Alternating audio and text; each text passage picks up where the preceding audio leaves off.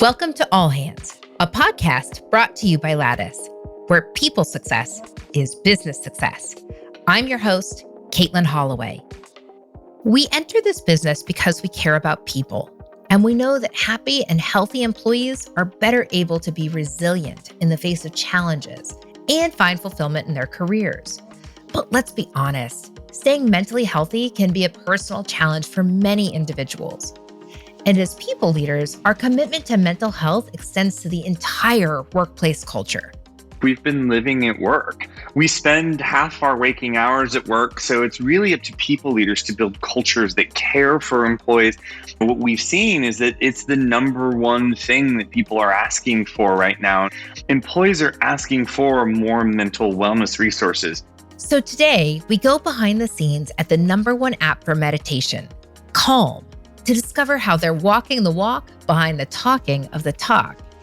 We chat with Chief People Officer Scott Domann about how Calm takes mindfulness and mental health seriously to their core. Plus, Scott's commitment to taking care of their people team and the impact that that has on their culture. Scott, welcome to All Hands. Thank you so much for having me at All Hands. Really looking forward to talking about all things people and mental wellness with you. And there is so much that you all are doing that is very, very different. And you all have been doing it this way, the Calm way, for a really long time. Let's talk a little bit more about some of your partners on the leadership team. So one thing that I've noticed is that you all seem to have some very interesting and intentional titles. So can you share a little bit more about some of the folks on your leadership team that might be sitting in different seats than we've seen? Oh, absolutely. So I think probably two names that come to mind would be, for instance, like our head of mindfulness in Tamara. She's one of Calm's earliest employees, as well as the voice of Calm. And she, is actually the voice of the Daily Calm. So I would say that the Daily Calm is probably one of our most popular pieces of content. And just spending time with Tamara as just a wonderful human being, she is so thoughtful about the content that she writes, how she speaks, how she puts it out there, that truly, like as a head of mindfulness, you find that not only in terms of the content she creates, but how she operates and how she is as a human being. So, really, really thrilled to, with the work that Tamara does.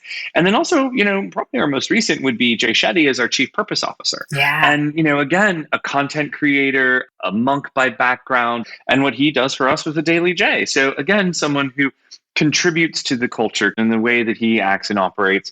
Again, truly that notion of, wow, like the purpose that's inherent in what he does in his content is ever present.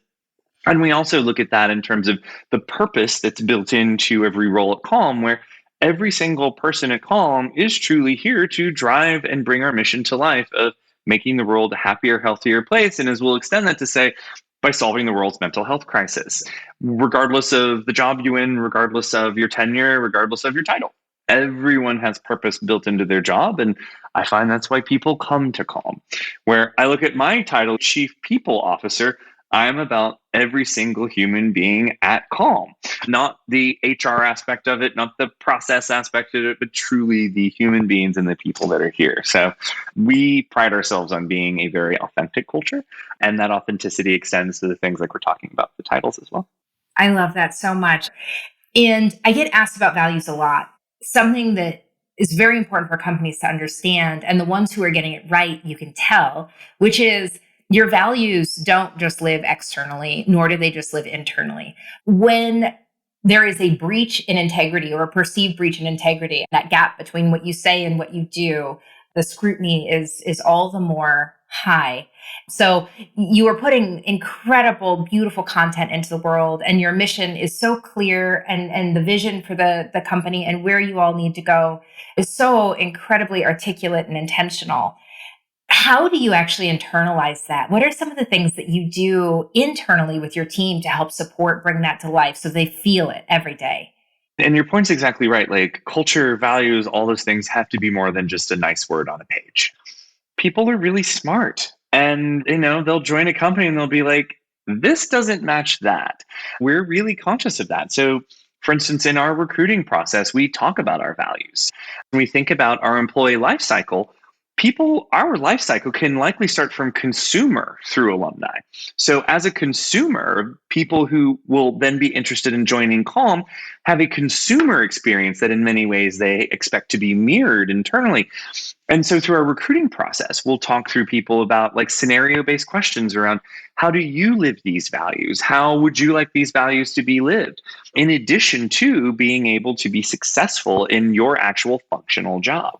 And I'm Yes. taking you a little bit on the journey of the life cycle so Yeah. that, you know, once people start, we actually put them through a really detailed onboarding process that in a remote environment is really important so that they actually connect with people. We have something on the calendar every Monday where every employee can join the welcome to Calm for all of the new hires. You know, we probably have 40 to 60 people that join every time, but those employees who are joining that see like a bunch of people join and be like, welcome to Calm, even if you don't meet them, actually is a really nice connection point. We make sure that, you know, people have connection to their managers. We make sure that we invest in our managers by virtue of what we call the mindful manager, so that it's about resetting what manager effectiveness actually means in terms of not just the job itself, but then the how you do it and the environment that you create, Nice. all the way through to like any organizational change or learnings that we have as a company through our products and things like that, or our experiences, we openly talk about. And we tend to have a very defined cadence of that. Of if we're going to make an announcement, we tell our managers we have an FAQ that they can contribute to. We then post for our employees. We'll then sometimes hold Q&As so that people can ask live questions, so that it's that exchange of ideas and information, so that people really do feel, particularly in the remote environment where they can't look at you, they can't find you in the hallway. Sure, they can Slack or hop on Zoom, but that we lean into the honesty, transparency, and communication so that everyone's got the context that they need. And then also from that values, culture, psychological standpoint, they feel more connected. And then they feel the fact of, hey, Calm is actually doing everything they can to make sure that I've got all these things. And if I do have questions, I can come back and ask. For our audience listening in, hearing and understanding how you all take folks through that, just even those first few experiences, those touch points that they have with you all on the team from the interview process and really weaving your values in, the more practical advice you can give to our listeners, the better. I think that's wonderful. Thank you. This is where, in order for things to feel authentic and effortless, for instance, the interviews or with onboarding, there's a lot of planning and diligence that has to go on behind the scenes. So the question banks we will develop so that the questions are objective, the scenarios that we'll develop so that it's really clear that it's tied to not only the functional job, but the culture itself. It's a privilege to interview. Right. It's, you know, you have to be able to create an environment with a candidate, that engagement, that connection. You have to be able to provide objective feedback, not just I like, I don't like, or something that may be sort of nominal. And if there are people who don't respect that and don't see the interview as part of a privilege, they'll be taken out of interview panels. In the same way that managers really have to be diligent around, they own their team and building of their team. They own the JD, they own the process. It's not the recruiting team's responsibility to source every candidate, to write the JD, to make people show up on time, to build the interview bank of questions and attendees. Right. That is a manager's responsibility. And that's why, from both, I'd say, an onboarding and an L&D standpoint, we really focus on a manager as a single point of success and failure. People will leave managers. And, you know, we want to make sure that from the outset, you have that connection with your manager, because let's say someone doesn't connect with with the person that would be managing them during, you know, that interview process. That's okay. We want you to be able to make that decision. The Great Resignation is one thing, and I think is a sort of a categorization, but I actually put it in different terms, in terms of people have chosen themselves during this time, and they've chosen how they want to work, who they want to work with, and how they want to do it. And so we have to be really conscious of those things during the interview process and the onboarding to make sure that the experience is comprehensive. I'm so curious to learn a little bit more about this mindful manager that you mentioned earlier. Can you tell us a little bit more about what it means to be a mindful manager at Calm? Oh, absolutely. I'd love to. So it's built around the central question of how are you doing? No, really, how are you doing? And that actual real human connection that a manager has to have with the individual members of their team. Well, oftentimes as people leaders hear, oh, someone wants to be a special snowflake or things like that, that oftentimes have a negative connotation to it. And I actually do believe, well, we are all individual snowflakes Yeah. and in very real terms, because it's like, I have to know you, Katelin, how you like to communicate and connect and what your hot buttons are and what's important to you. And even if you want a more transactional relationship right now, at least you should know that you could come to me at any time, because I, as a manager, have created an environment where you can show up and go, you know what? I'm struggling with this today, or I want to celebrate this today. And the mindful manager is someone who has basically re-articulated what manager, like the classic manager effectiveness is. Right. So that, yes, as a truly classic effective manager, you have to be able to align on strategy, the work itself, have clear metrics of performance, KPIs, et cetera, and know truly how to get the best out of your team. That manager really thinks about the care that they put into their teams. And they think about the well-being. They hold space for the conversation. And mostly they know actually how to practice those conversations and when to reach out for assistance and guidance, which is why myself, the HRBP team, our head of L&D, who I credit, she developed the mindful manager. I just happen to be a nice participant on that. Really being able to reach out and say, I'm not quite sure how to have this conversation. And for the people team to have created the environment that's don't worry about it. We're going to coach you through this. Here's your tips and tricks. And as I'm sure many of the people who are listening are saying, wow, what are the outer lines of that? But so also being able to teach managers how they avoid being the armchair psychologist who feels like they have to take on all of the mental health needs, et cetera, of their teams.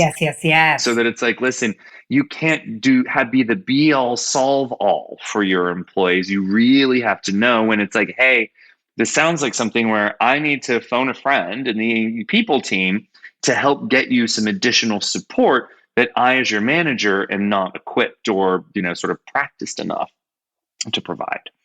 I love that what you're saying is that you not only provide them with the toolkits to really holistically support the members of their team, but in addition, you're giving them the space and the support for themselves to say, you do not have to be all things to all people.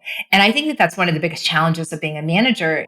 You've created something that is very unique to Calm and very unique to the needs of your team. So I love that that's one tactical example of something that you all are doing. What are some of the other tactical things, whether it's a framework, a policy, or, I know you all just were off yesterday for a mental health day. What are some of those other practical things that you can share with our listeners? What I would recommend that your listeners actually do is, one, ask your employees what's important to them, thinking about how they work, where they're working, in which context that they're working, the employee types, the generations in the workforce, things like that. So really understand your employees, because what I would recommend for Calm may not actually work for every environment, but what will work for every environment is to ask the questions and make sure you're listening, and then keep asking and keep listening. Yeah. So at Calm, what we've done, and we practiced this over the past year, is tactically, collective Zoom free Fridays. Last year, we decided, hey, we're going to do one Friday a month. We just upped that to 2 Fridays a month because we're hey, listen, we're a Series C organization, and there's a lot of work that has to be done. We really want to make sure we're balancing the needs of the business with the mental health and wellness of our employees. And we find that collective time is really valuable. Yeah. We also have mental health days that are built in where, again, collectively, the entire company takes off. Just even the people that I've talked to over the past couple of hours of being back online today those days are really, really valuable. Speaking of listening to our employees, we do an engagement survey twice a year.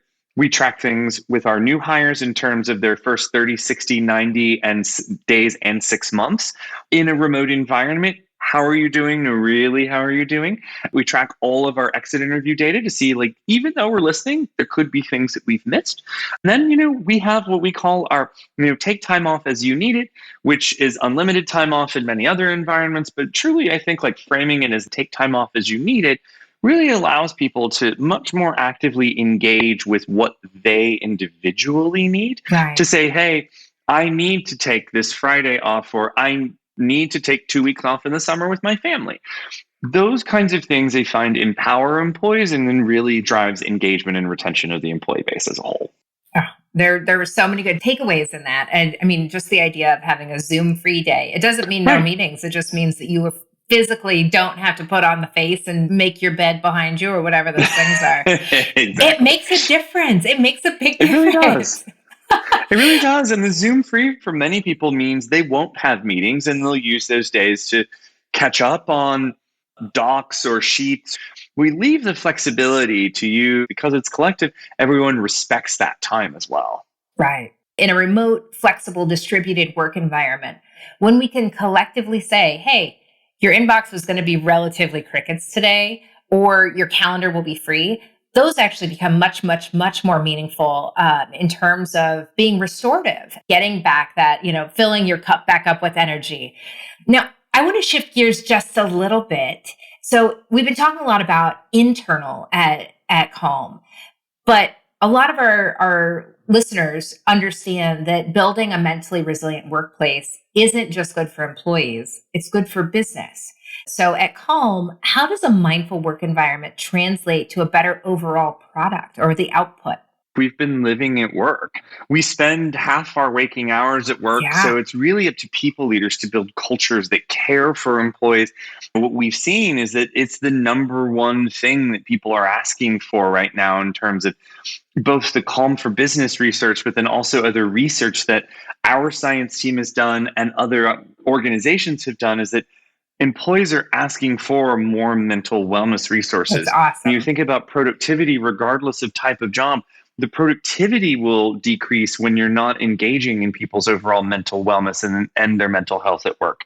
Mental health is health. Yeah. It's truly the check ins that you have with yourself psychologically every single day, multiple times a day, to ask, like, am I happy? How am I doing? Am I engaged with this? Do I like this? Do I like who I'm working with and what I'm doing? And so for companies to be super conscious of that, it takes a lot of work. It takes a lot of energy. And going down to the notion of people choosing themselves, they will leave and find an environment that supports those things. I bet you can point to things like the reduction of burnout. You can point to attrition, attraction of talent. There are so many things that I'm sure you can point to and say there's a direct correlation between how we choose to do things and or when we've made adjustments and our output, right? Absolutely, absolutely. You can look at all of those factors, and the more fulfilled people are at work, the more productive they'll be. The more engaged they are, the less likely they are to leave. Something that really stood out to me through the last few years was your leadership in actually leading the conversation around supporting your own team. I think that you are someone who really has been an incredible, incredible people team advocate, really a beacon of light out in the people community for people and culture leaders all over to say, my goodness, look at how he is supporting his team. He's calling it, he's naming it. And so, Scott, first of all, I want to say thank you on behalf of all of the folks out there in the world who could then point and say, hey, it's not just me. Someone is saying this stuff, or these are things that I can take back to our organization. Thank you. Well, I very much appreciate that. Thank you. I mean it very sincerely. And I would love to dive a little bit deeper. Sure. Would you mind sharing with our audience a little bit more about how you're supporting your own people team through all of this? It's like, the cobbler's children have no shoes. It's truly like people teams give so much of themselves that then you realize that your tank is empty. If I can be a voice, as you said, a people leader, say, gosh, at least it's not just me thinking that my tank is empty. And I say this to everyone who both is on a people team. And if you're not on a people team, like, recognize the burnout that truly and all of the giving of themselves that your people teams have given over the past couple of years, always have, but particularly over the past couple of years. It's an enormous amount of psychological and emotional energy that at the end of the day, some people teams go, gosh, what do I have left for me, my loved ones, family, pets, friends, etc.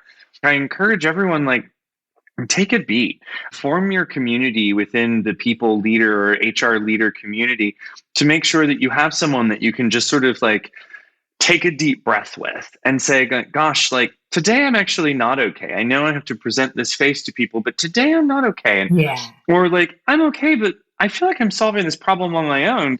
You just need someone to say, here's like two or three things that I've tried, and that's all someone needs. And I want to bring that to the people leaders out there and just say, like, listen, like, you aren't alone. I see you, I feel you, we love you, and you are in an environment and community that supports you. And whenever you need support, there are people out there that will support you so that you don't feel as though you're just giving and your tank is empty. Yes. And for my own team, this is what I talk about all the time, where I'm like, I'm glad you called it out. Like, Sarah Tobin, who's our head of L&D, is actually absolutely brilliant. I'm like, no, all the credit goes to her with these things. Our HR business partner, the amount of work that he takes on is absolutely incredible. And then think about our head of total rewards and our people ops leads and things like that. Like, they're doing such mountainous amounts of work that when like, oh, can you send this to the management team? I'm like, no, you send it to the management team. I want you to get the credit for this. I didn't do this work. You did. Because I've been part of those teams where it's like someone else, even in the small ways of taking credit for that, can be very demotivating. And I like pushing the spotlight away from me. I'm like, no, look at the brilliance here, look at the brilliance there. And then being able to say to my team as well, I'm like, where do you need to take time off so that I can cover for you as well? Yes. And we all have that mentality of, it's like, no, go on your vacation. Your time is precious. No, go offline. Give me this thing when you're overworked or you're overburdened and you're like, I can't take on one more thing. And I encourage everyone that it's in, again, listening to your employees, understanding what's important to them. That's why I encourage everyone who's listening to support each other, to reach out for help. If you ever want to ping me. I am always here to, advocate and be a cheerleader for all of us. What you're saying resonates so deeply. And I think that as we have taken a few more laps around the track, as we get more experienced in our careers, hopefully we come to the same conclusions where we say, shifting from that space of scarcity and being in cultures that maybe were very conflicted in terms of ownership and needing to have sharp elbows to earn your place or to feel seen, again, with time and experience and with great leadership that you are watching and having modeled the behavior for you, is really around this abundance. There is enough for everyone. And the more we share and the more we congratulate one another and lift one another up and cover for one another and support one another, really the better workplaces we can build. And so Absolutely. We are now going to shift into the rapid fire section of the podcast. Scott, are you ready? We'll see. I think so. We're going to start with one of my favorites, which is, what item on your desk in front of you right now sparks joy and why? Oh, that's a great question. Probably, actually, my desk itself actually sparks joy, because when I really realized, I'm like, okay, the whole pandemic is very real and I need a real desk, I spent a little more on a very designy desk that makes me feel like very happy. Nice. It's very sleek. And I'm just like, I'm really glad I spent more than I should have on this desk. So the desk itself, from a design standpoint, makes me happy. That has never happened. And I love this answer so much. What item on your desk? It is my whole damn desk. Actual desk. I love it. I love it. Okay. Next question. What is your favorite way to hit your reset button? So like, I love getting up in the morning and working out. So whether I go to an exercise class or, my at-home bike, I'm all about that. And then honestly, like, we have a vacation house in Palm Springs that my husband and I go to pretty much every weekend, just to like hang out by the pool and have friends over and just cook and be silly. That does sound like a great way to reset. Okay. What is one skill that all great people leaders have? The ability to listen. I had a feeling you were going to say that based on the earlier conversation. It is harder than it sounds. Allowing the space to be filled with someone else's thoughts, feelings, and ideas is the most powerful thing you can do. Next question. Did people operations find you, or did you find people ops? So people ops found me, and I found people ops in that way. I'd luckily taken these courses on psychology and business. I was like, gosh, there has to be a job where it's about people's interaction with work, because there's something there. I found my graduate program at NYU that really like laid it all out in front of me. I feel very lucky. I found a career that just speaks to me immediately. That is awesome. There are so few what I call classically trained HR folks out there, or people and culture leaders, and how beautiful to have found it early enough in your career. I feel very grateful for that. Okay, 2 last questions. 1, What is your favorite productivity hack these days? Being really clear about what I'm not going to do and being really clear about what isn't a priority so that you don't leave people with the assumption that everything is a priority. And I like a rule of three. So I'll talk about like my top three priorities, my top three goals, things like that. And then I will be just as clear as like everything else is below the cut line. Nice. Last question for you. When was the last time you were deeply proud of something you've accomplished? Gosh, this is a really good question. I'm deeply proud when people that I have mentored over the years or continue to mentor now achieve what they want to achieve. When, I can see that the time and energy and the things that we've talked about are just like that real sense of like, you did it. And the sort of like, you're doing it. Like, that's where I feel really, really proud. And in that way of truly leading with gratitude and paying it forward. People helped me along the path of my career because no one does it alone. And in seeing that the responsibility to do the same and watching people actually accomplish that, to me is like a really, really big deal. It's truly about seeing people become and grow into their best selves by virtue of taking the time to make sure that you nurture them along the way. I love that. And so, Scott, I will end by just saying thank you so very much for all of the work that you are doing and the goodness that you're putting into the world. And please, please keep leading authentically. Fabulous. Thank you so much for your time. Thank you and your team for everything you're doing. And hopefully someone is able to benefit from our conversation. And to our listeners, thanks so much for joining me on this week's episode of All Hands, brought to you by Lattice. I'm your host, Katelin Holloway. Next on All Hands, return to the office or work remotely. Annette Revis, Chief People Officer at Envoy, talks about how to get the best of both worlds with a hybrid workplace. If you're just bodies coming in on those days that you're in the office and you and I don't need to work together and you have too many of those scenarios, you're not building community. So really being deliberate about how you're defining hybrid is really important. Follow All Hands on Apple Podcasts, Spotify, Stitcher, or wherever you get your podcasts so you never miss a new episode. Learn more about how Lattice can help your business stay people-focused at lattice.com or find us on Twitter at LatticeHQ.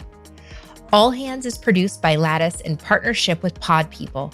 Special thanks to our production team, Christine Swore, Annette Cardwell, Rachel King, Amy Machado, Danielle Roth, Jessica Pilot, and Carter Wogan. Until next time, keep leading authentically.